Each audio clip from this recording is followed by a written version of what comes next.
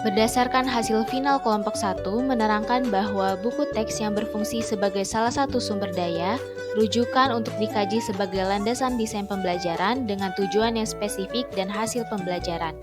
Buku teks disusun oleh guru dengan tujuan untuk memenuhi kebutuhan pengetahuan awal peserta didik dalam pembelajaran.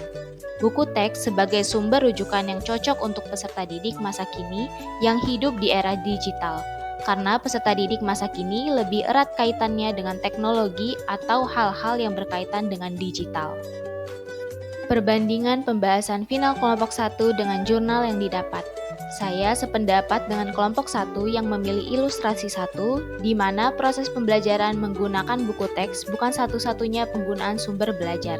Guru dan peserta didik dapat menggunakan sumber belajar lainnya yang relevan untuk mendukung proses pembelajaran sehingga tujuan pembelajaran dapat tercapai.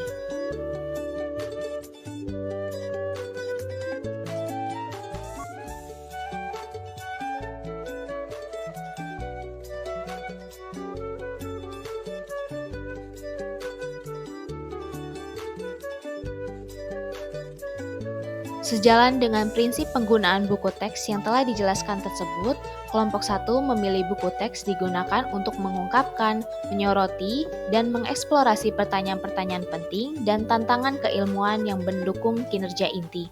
Dalam subjek karena dalam implementasi kurikulum Merdeka memilih sumber belajar sesuai dengan kebutuhan dan karakteristik peserta didik.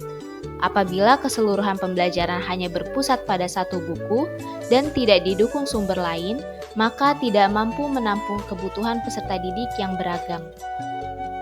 Selain itu, buku teks tidak digunakan berdasarkan urutan penomoran, namun penggunaan buku teks berdasarkan urutan tujuan pembelajaran yang diinginkan.